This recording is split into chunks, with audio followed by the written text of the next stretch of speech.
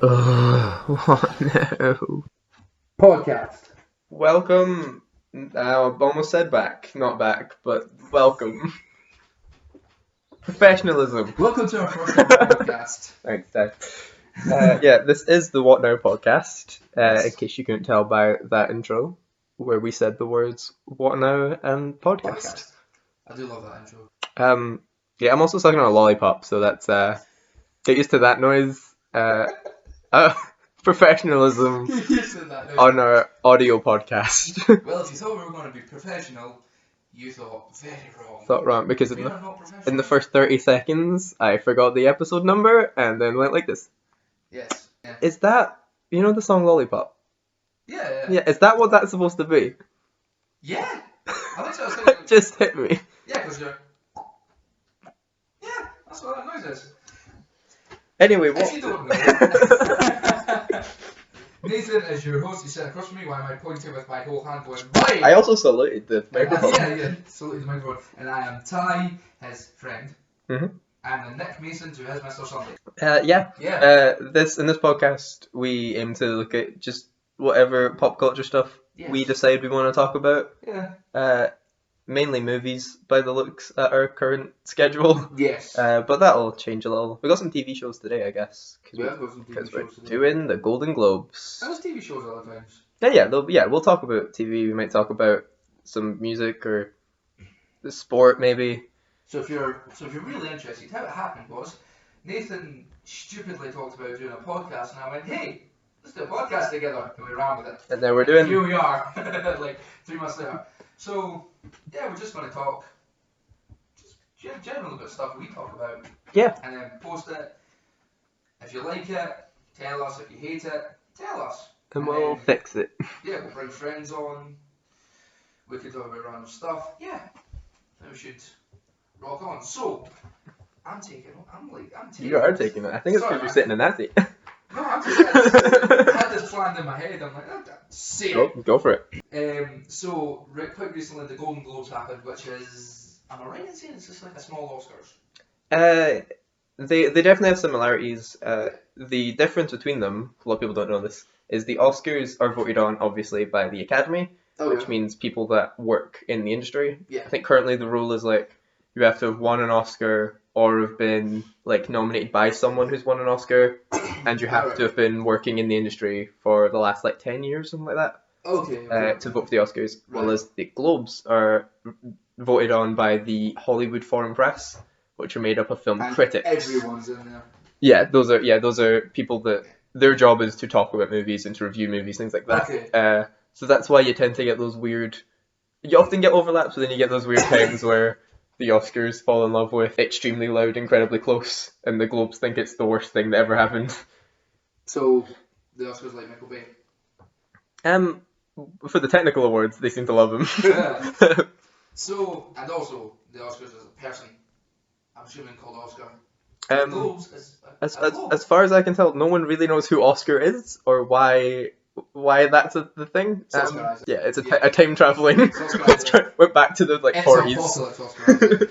It's Yeah. apocalypse Oscar Isaac. There you go. Ah, why are we talking about that? So let's right. I think we both know. Before I think we both know more about the movies that were nominated this year. So I say we should start with the TV shows. Yeah, I know a lot about the movies. Yeah. So basically, what I've done is I've opened the official page on the Globe's website, and I'm gonna read them backwards, so we have a more interesting flow. Did I see? Oh, wait. I love those two, by the way. I absolutely love Okay, those. yeah, Let's start with those. Let's No, let's start with we can start there. We can start here. The Carol Burnett and Cecil B. DeMille Awards, Yes. which are awards that go to, the Contributions to the industry. yeah, right? basically important people that have Yeah. I don't know the difference between the two, if I'm honest. Um, As in, one's a man, one's a woman. in this case. Not the people, like the award. Oh yes, that's true. One's Cecil B. DeMille. Cecil. Cecil. Yeah, I don't really know the difference between these two awards, but I think they went to fairly worthy Oh god, yes. people this year. Definitely. Carol Burnett going to Ellen DeGeneres. Mrs. Generous. Yes. I like Ellen DeGeneres. I've never watched her show, but I like her. Yeah, I'm not a big fan of the Ellen show at all. But that's just Some of the really, stuff's fine. it's not my lane of entertainment. You know. Lane. my name. Yeah, it's not. It's not my. That's true. I'm not I a like some dating. of the bits in it. Yeah, I'm more of a Jimmy Fallon. but if we're talking about contributions to the industry, Oh yeah, God, yeah. one of the most important female comedians of all time. I never thought Ellen was a comedian. Yeah, you have to see her do proper stand up. I think you have to go back to like the 90s. But she had some really good stuff back then. Yeah. And naturally, Tom Hanks finally gets the Cecil B. DeMille Award. Yes, and thank God, it's almost like a Leo situation. Yeah, well, I feel like the Cecil B. DeMille and Carol Burnett Awards are kind of always that. It's always who didn't we give this to last year that we should have? Yeah, Tom Hanks' turn. And good on him. He's Tom Hanks. Tom Hanks, yeah, it's Tom Hanks. You know who he is. It's Woody. Yes. it's Woody. It's friggin' oh God, it's Forrest. What's his name in Castaway? Tom Hanks with a beard. Tom Hanks with a beard. Yeah. It's everyone in the Polar Express. It's everyone in the Polar Express. And other characters in good movies. Yes. I like Tom Hanks. He's a great actor. Great actor, great producer. Method actor as well. So for Castaway, he actually started for Castaway. Correct, yeah. Yeah, I don't know why I'm trying to explain who Tom Hanks is. It's long, you know. I mean, it's Tom Hanks. Right. Small tangent. Like, okay. Castaway, like, the one thing that got me with Castaway, right? So, you're stuck on a desert island. Mm-hmm. All of your family and friends know, like, when you come back, you're like, yeah, I'm stuck on a desert island, right next to the sea. What do they serve at your come home dinner? Crab. Like, great. I've not ate this for the last 4 years. Thanks. Thanks a lot. I have never acknowledged that before. And now I'm like, yep, actually, yeah, that's weird. I used to actually skip the first bit and just go extreme when he was on the desert island. Oh, yeah, I always forget it starts with him and he's like, he owns a FedEx or whatever. Yeah, he's one of the main men at FedEx. Like I shit a clock. Like, I like that scene and everything, but it's not what I came for. I came for Tom Hanks on a desert island. He's not in my choice list. Okay, are we going to the nominees? Maybe as well. It's actually never won it, but I like he won it. Okay, so we've got performance by actor in supporting role on television. Series. TV series or whatever. That's a long name. Which one? Best performance by an actor in a supporting role in a series, living series, or motion picture television. They realised quite quickly they have too many awards. Oh, so right. supporting actor, all of the different categories of TV show get shoved together. So it's you're supporting actor in any type of TV. Whereas if you're the main actor, they get a bit more specific. Okay, so who got nominated? Yeah, so this year, Henry Winkler. Henry Winkler for Barry. I haven't actually seen all of season 2 of Barry yet, but Henry Winkler is fantastic in that role every time. I've not seen any of these. I'll handle most of this then. I'm going to show my face. Andrew Scott was nominated for Fleabag. If you've forgotten who he played, he was the sexy priest. Oh yeah, I saw that. And he is fantastic in the role, and Fleabag is a bizarre and amazing show. He took over the role from Ewan McGregor from Angels and Demons. Yes. The brilliant Kieran Culkin nominated for Succession. Succession's a great show. Kieran Culkin's a great actor. I'm a big fan of Scott Pilgrim, if you didn't know. Kieran Culkin is the second most enjoyable thing in that movie. That's Chris Evans? Chris Evans, yeah.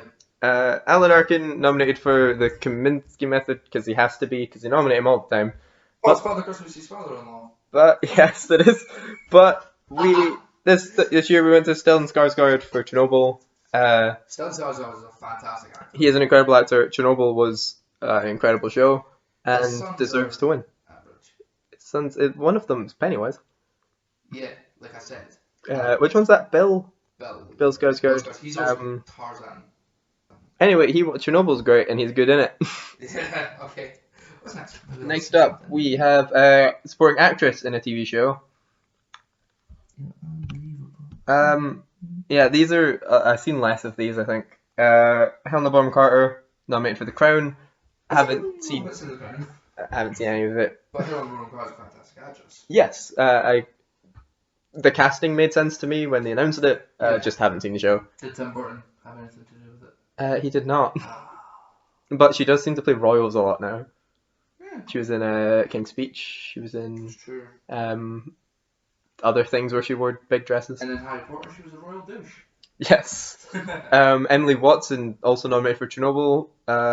Meryl Streep, fantastic actress. She's good in Big Little Lies, but I do feel that she's nominated because she's Meryl Streep and not because she's great in Big Little Lies. Wow. Nothing against. She's again a good performance. There's that one just name. yeah. No, they're just like Henry Winkler. Like Henry, yeah. He's there 'cause he's Henry Winkler. It's a good performance. It's just not. I wouldn't have said it was the top 5 supporting roles on television in the year. No. Toni Collette, also another fantastic actress. Have not seen Unbelievable yet because it looks like it's really heavy and hard to watch. I've just not prepared myself mentally. Sally Turner, About a Boy. Yeah, she's great in About a Boy. She's great in Little Miss Sunshine. Hereditary. That's a follow one, isn't it? Which one?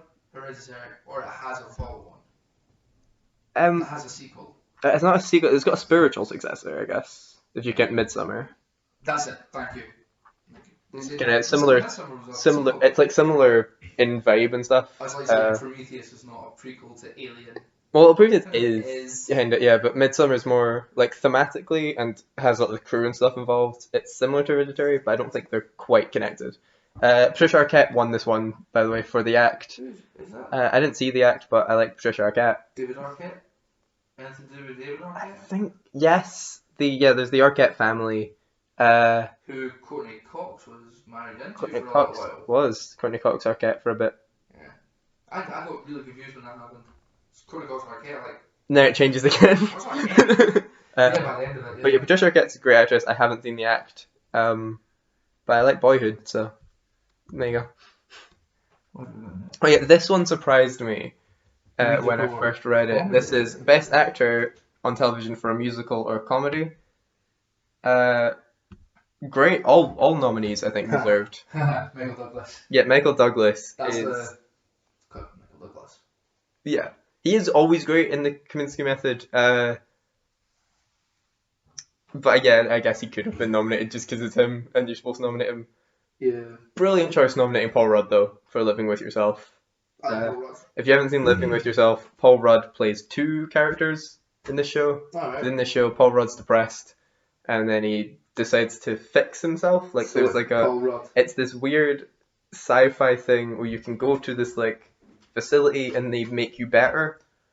And it turns out what they've done is they've replaced him with a different Paul Rudd. I think it's on Netflix. Yeah, it's on Netflix. I highly recommend it. It's really weird. It's that bizarre thing only Netflix are allowed to do because ratings don't matter on Netflix. So Paul Rudd can play overly happy childish Paul Rudd and depressed Paul Rudd at the same time, and he's incredible. I haven't seen The Politician, and I don't know a lot about Ben Platt, but good on him. No. So moving on to Bill Hader, nominated once again for Barry. Again, haven't finished Barry season 2, but Bill Hader crushes it in season 1, and he crushes it in what I've seen from season 2. He is one of the funniest men on the planet, as far as I'm concerned. I liked him in Brooklyn Nine-Nine. Yes, he does have. He has a great little part in Brooklyn Nine-Nine. But Rami Youssef won for Rami, which I did not expect to happen. Telling him about himself? Maybe partly because, yeah, it's almost his, if you've seen like Master of None with Aziz Ansari, or what's another good example? Louis, I guess. Louis with Louis C.K. Probably not the best example nowadays. But yeah, Rami is one of those shows a comedian's like, here's all my stand-up, and now it's a sitcom. Oh, really? Seinfeld. Why didn't I say Seinfeld? The obvious one. I haven't watched Rami yet, but I like Rami Youssef, and that was a surprise when he's up against both Paul Rudd and Bill Hader. But good on him. And Michael Douglas. Not supporting actress, best actress, musical or comedy for TV. Again, solid list of nominees, starting with I know 2 of them. Starting with the brilliant Natasha Lyonne. I hope I'm saying her name right. Probably. Russian Doll is one of the best shows that I've seen in a long time. If you don't know Russian Doll is a Netflix original where it's kind of like Groundhog Day, where she wakes up in like this bathroom at a party, and then every time she dies, she goes back to that point. So it's Groundhog Day. It's Groundhog Day, but then it gets just more and more absurd and has more and more like there's like a conspiracy to it, and she has to like figure things out, and it's Natasha Lyonne finally getting to do a starring role. If you've forgotten who she is, she's the really sarcastic one in American Pie. Oh, wait, I do. Oh, yeah, I do know her. I don't know why it's taken this long for her to get her proper like starring role where she gets to play. True. And she's just as dry and witty as she always is. She's incredible through the whole show. Yeah. Was not expecting to see her on this list. No. So that's great. Kristen Dunst is nominated too, but I haven't seen on Kirsten. Mary Jane. Mary Jane Watson. I have not seen or even really heard much about On Becoming God in Central Florida. It's probably alright. I've literally never heard of that. I have no idea. No, I want to watch The Marvelous Mrs. Maisel, and I'm convinced Rachel Brosnahan, she's good in everything I've seen from it, but I don't have Amazon, so... Is it free on Amazon? It's an Amazon original. That That is the show where she is a stand-up comedian in the past, like the 50s, something like that. I haven't seen it. I only watched the pilot to Dead to Me. I don't watch a lot of TV, I'm realizing now. Only saw the pilot to Dead to Me, and Christina Applegate is fantastic in it. But I can't talk much other than that. She was absolutely douche. Anchorman? I didn't watch it. I stand it. That's my immediate point of reference for Christina Applegate. Oh, she was in Friends. Was in Friends, yes. That was a good way to get cameos into Friends. That's good writing. To be like, we established Rachel's a bunch of sisters, so they're going to be played by random famous funny people. Yeah, blowing Reese Witherspoon. One of the best side characters in Friends, I think. Brad Pitt got brought in as like Ross's ex-best friend. I'm like, no. I feel like I've been rushing this category a little, but that might be because I want to talk about Fleabag again, because Phoebe Waller-Bridge won, and Fleabag is the best show on TV. It just is. And Phoebe Waller-Bridge is the star. She's the writer. I was going to say direct. She didn't direct it. But Fleabag is just this perfect little capsule of an insane person making a piece of art. And I'm glad to see that she wins this award. I'm not saying it's best show ever. I'm saying it's the best one. Well, I guess it's season 2 has finished, but it was the one show. No, yeah, but it was the one show that while it was still airing, I was like, I need to watch this every week. You know, I need to instead of like I wasn't waiting to be like, oh, I'll watch the box set when that comes out or off it. I was like, I know I need to be up to date with Fleabag, which is weird because it's such a small little nothing show really, and that just proves how fantastic Phoebe Waller-Bridge is. Yeah. I love all 3 of her shows, even though I am well behind on Killing Eve. But yeah, very, very cool to see her win that. Right, move on to the actors. Something I can talk about. Yay! Right, let's talk about the fact that I didn't see Pose. So Billy Porter was nominated for Pose. Good for him. I think that's the fashion thing. Probably. It's a bit like fashion designers or something. I also, again, I said earlier, I haven't seen The Crown. So this Tobias Menzies, I'm sure he's great. Kind of looks like Taron Egerton. It does a little, but with like more of a chin. More of a. I stopped watching Mr. Robot a while back, but Rami Malek was always my favorite part of that show. Since he's nominated here, I might go back and check out what I've missed. Everything. Which is a lot of it. Why Kit Harington? Jon Snow. I did notice this is the only, as far as I can remember, this is the only nomination Game of Thrones got after that abysmal season finale. And I don't know why Kit Harington is your like saving grace for that show. I like him. Only one left alive. Yeah, I liked him. He's fine. Kit Harington Kit Harington's good in the last season of Game of Thrones, but I don't know. He's like everyone else in the last season of Game of Thrones. They're all just biding their time until they know the show's over and they can do things they want to do now. I saw a video of like the last read through, the last scene, Kit Harington's just bobbling. and then what's her name? Emily? Amelia Clark. Amelia Clark. She's just sitting there. But that weird, like, I'm gonna cry, but I'm smiling my ass off face. Like, he's crying like a girl. I'm like, actually, people crying, but I can imagine reading that scene being in the show would probably make you like, because that scene was intense. That's like 8 years. Yeah.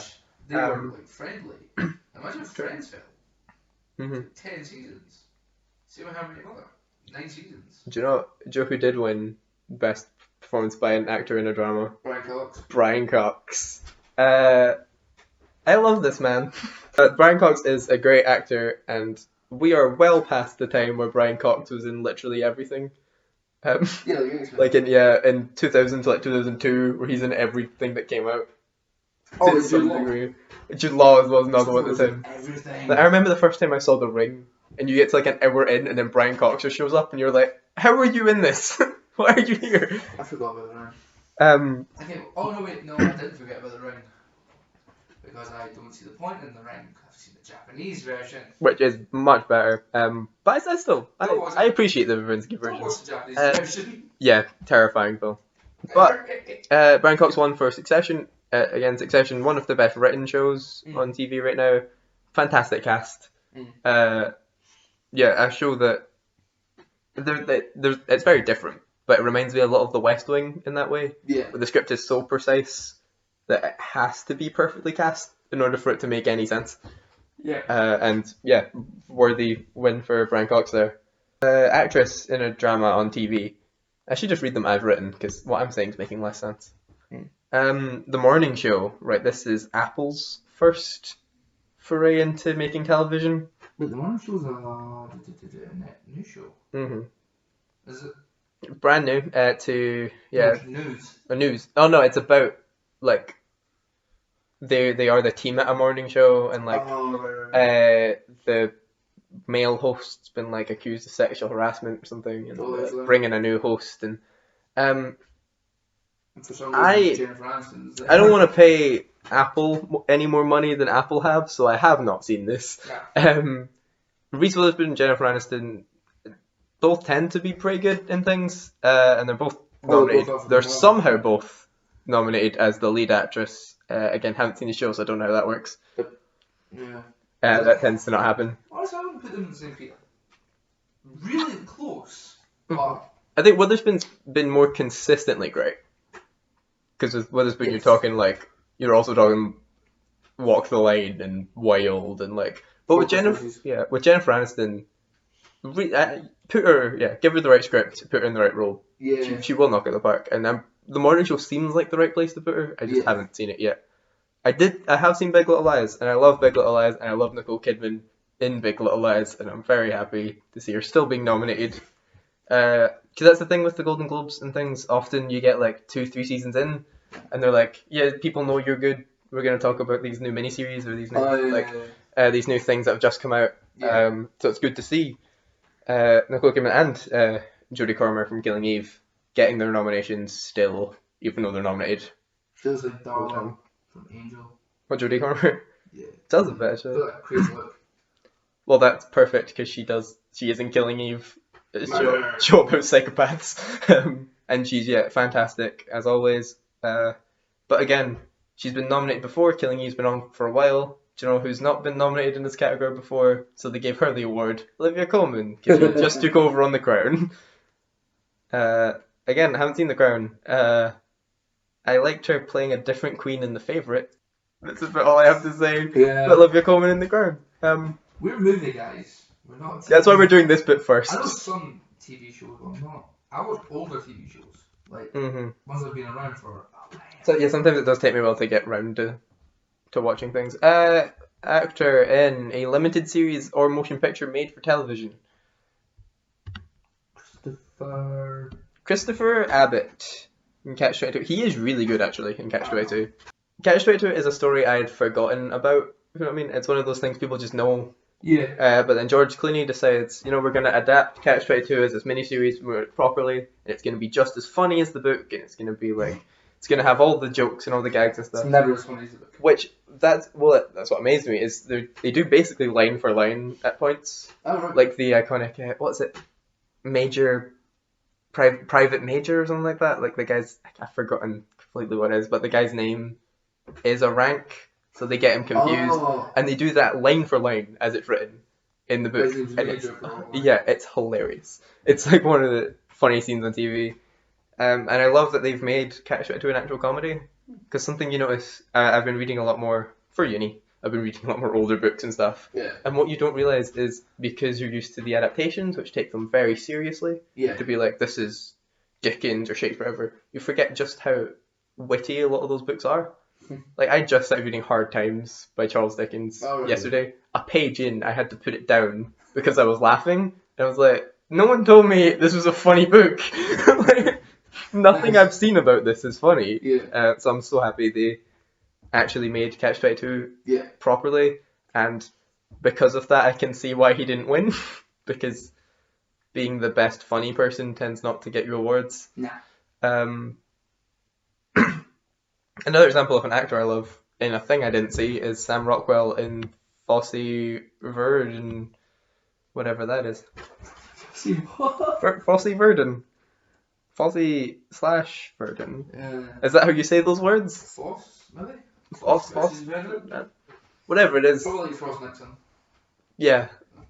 He's great. And other things. Sam Rockwell's great in Three Billboards, and he was in Iron Man 2, I guess. He was in Iron Man 2, yes. Justin Hammer. Mm-hmm. He was meant to come back. Yeah, but no one liked Iron Man 2. See, I think you're wrong. It's better than people give it credit for. It's better than 3.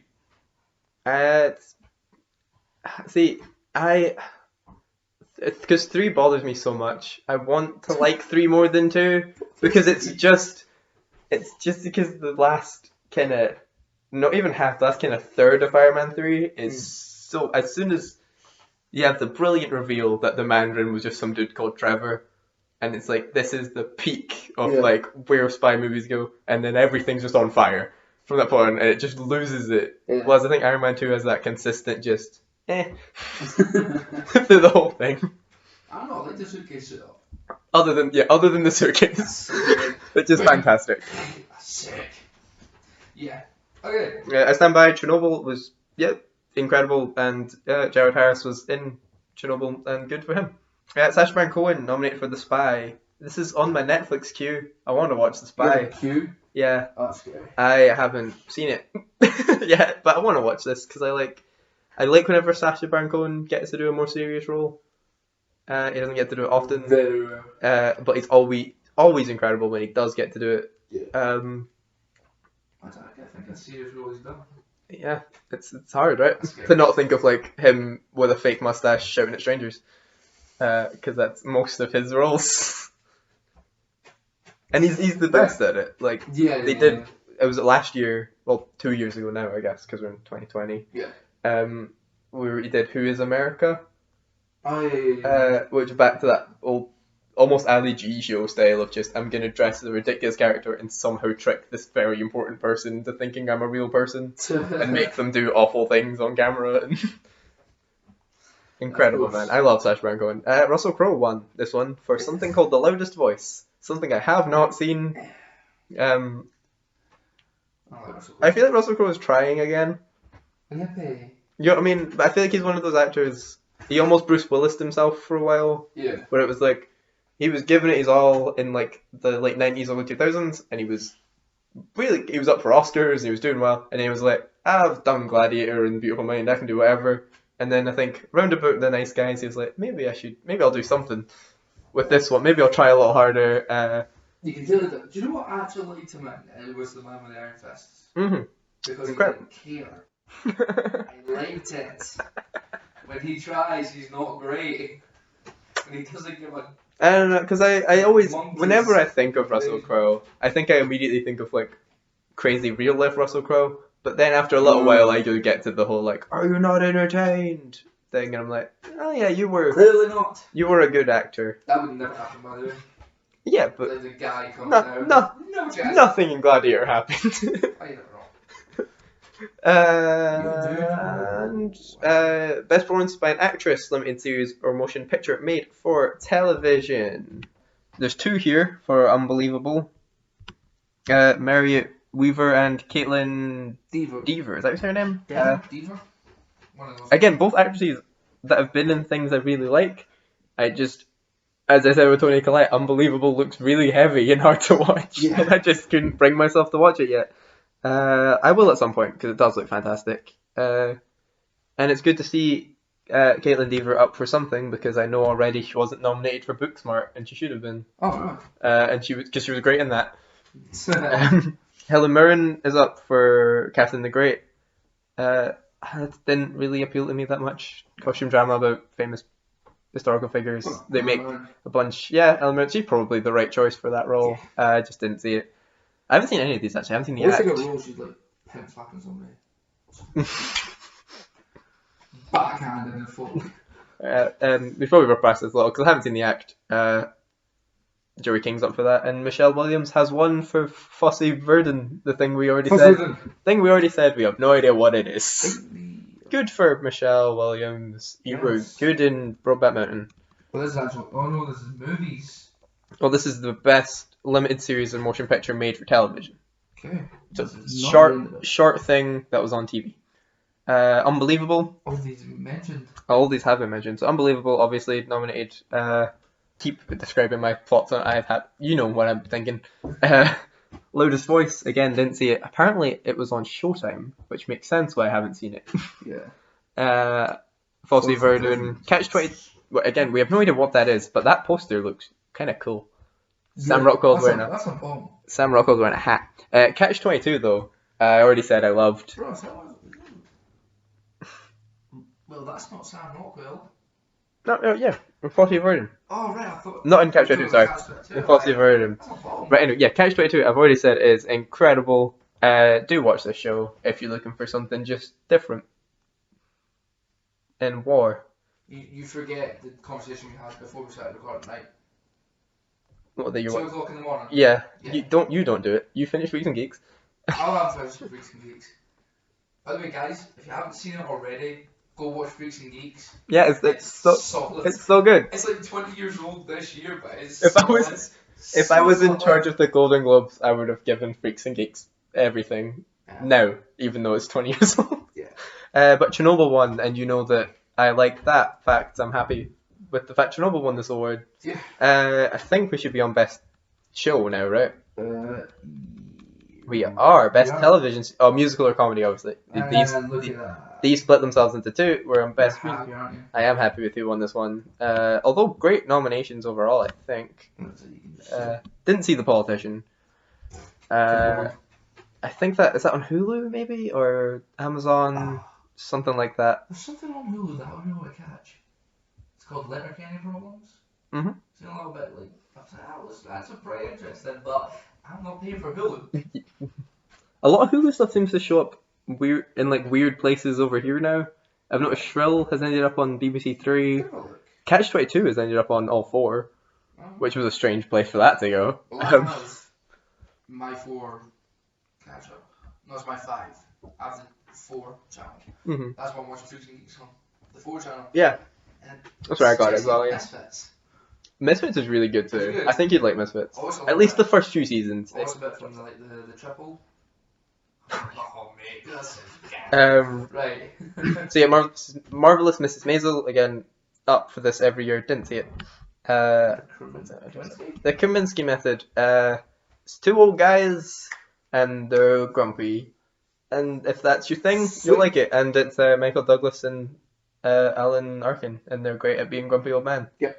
I mean, Alan Arkin was a grumpy old man in Little Miss Sunshine, and that film came out in 2006. Yes. So he's been doing it for a while. Yes. Obviously, I've said before, I love Barry. Didn't finish season 2, but it's great. And Fleabag won. And I love Fleabag. And I think that deserves it. If you're thinking of comedy in 2019, Fleabag just has to win. I won't read the book as well. I just noticed that's out now. What's the best drama? We're almost done with TV. Best drama nominees are The Crown, which I didn't see.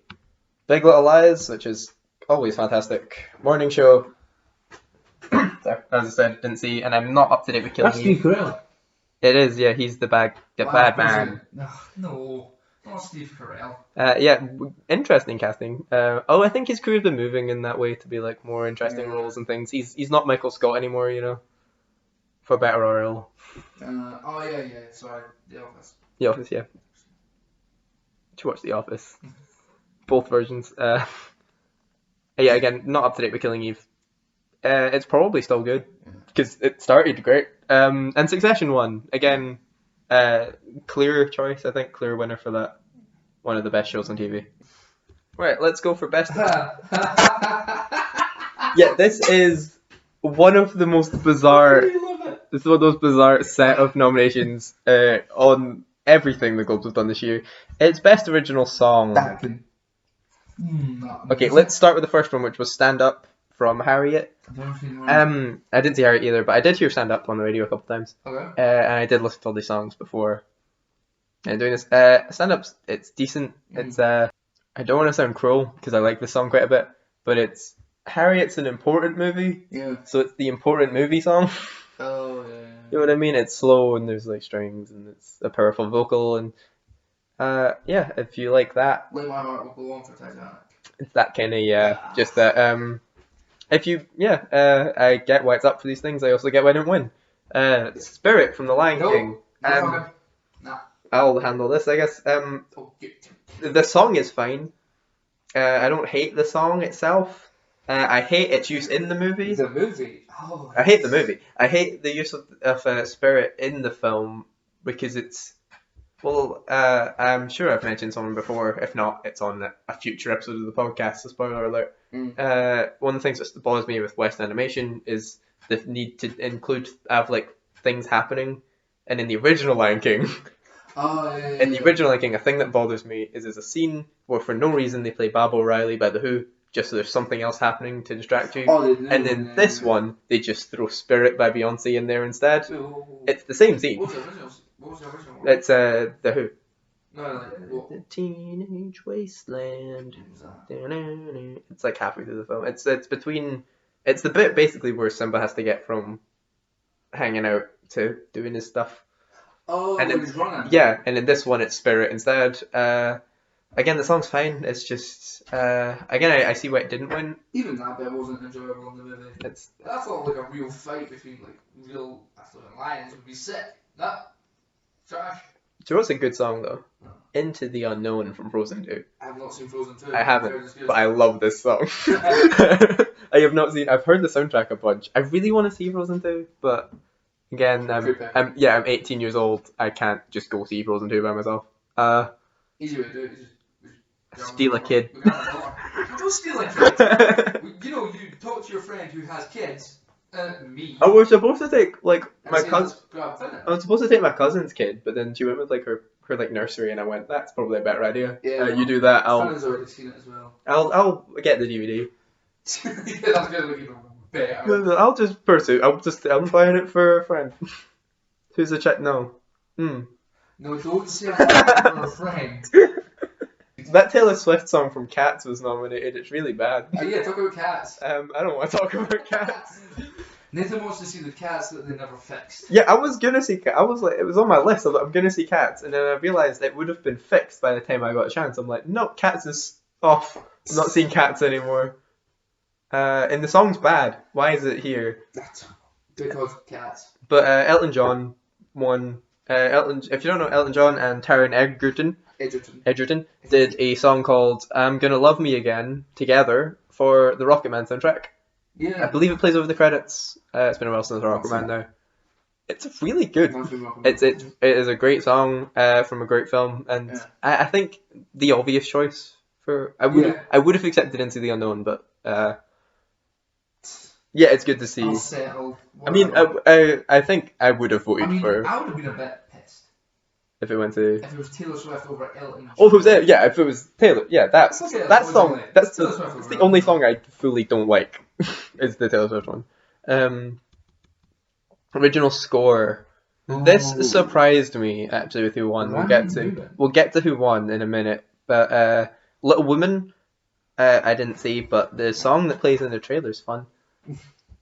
I also haven't seen Little Women just came out, yeah. Motherless Brooklyn, I also haven't seen. That looks interesting. It looks like a decent film, and again, from what I've heard, the score is fine. I just, and this film, I believe it's nominated for a lot, and it won a couple. Is 1917, and this does show the one issue with being from the UK and talking about the Golden Globes, because 1917 just came out a few days ago.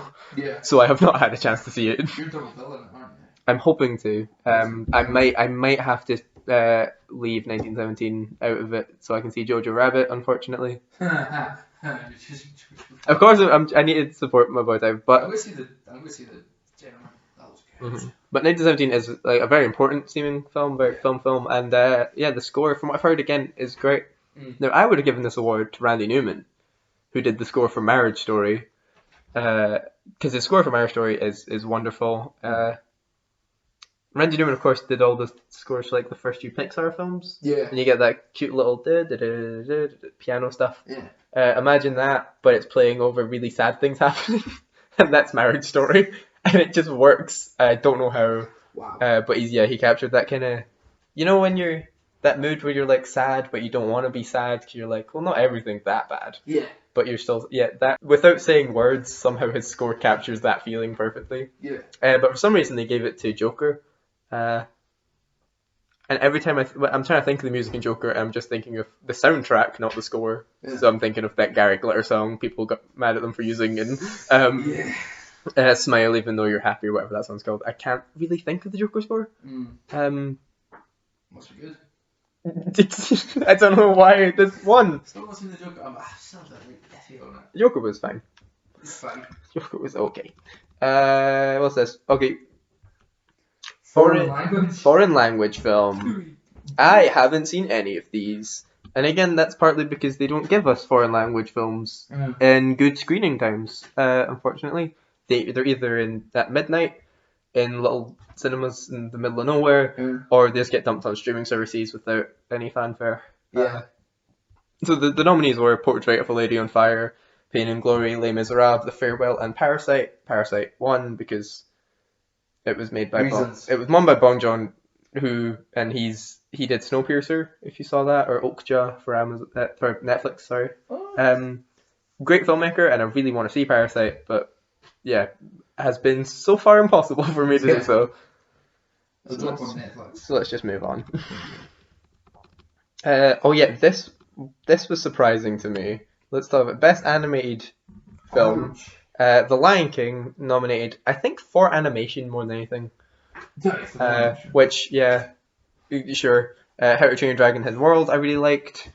I get why it didn't win, but I like that movie quite a bit. Frozen 2, again, haven't seen. Again, makes sense they nominated it. Yeah. Now, I was convinced, and I've said this in public enough, I'm convinced this was going to Toy Story 4. It has not gone to Toy Story 4, apparently, because for some reason it's gone to Missing Link. This goes against everything I know about the Golden Globes. Are Leica still a thing? Because that guy trying to beat everyone up. Maybe. Missing... I mean, it's not bad. Yeah. It's not great. Yeah. It's a support stop motion animation. Support good stop motion. Support Leica as a company, because I love their movies. They did Coraline and Paranorman and Box Trolls. Box Trolls was fine. Kubo's great. But it goes against all the research I've done into knowing how the Globes operate to being so I could talk about these. None of it makes sense as to how Missing Link can win Best Animated Picture. It just... I'm not even mad at it, because it's a good film, and it's a company I'm happy won. It just... Pixar always win. Oh, I'm gonna like this one. This is Screenplay. I'm really gonna like this one. Okay, Best Screenplay. Nominees, first off, Steven Zalian. I'm gonna say it confidently as if I know. He wrote The Irishman. And The Irishman is the best miniseries of the year. That for some reason Scorsese wants me to watch in one go, I didn't. I got real. It took me 2 seconds to sit through The Irishman. Although great screenplay. I think it's my attention span that ruins The Irishman less than anything anyone involved in The Irishman did. I think it's because I'm young and used to not. I think it was long. It's very long. It's longer than Once Upon a Time in Hollywood, and that was long. God, that felt so long. So to be fair, The Irishman has more happening. I think there's less just driving. We'll get. To be fair, we will get to that in like seconds. Yeah.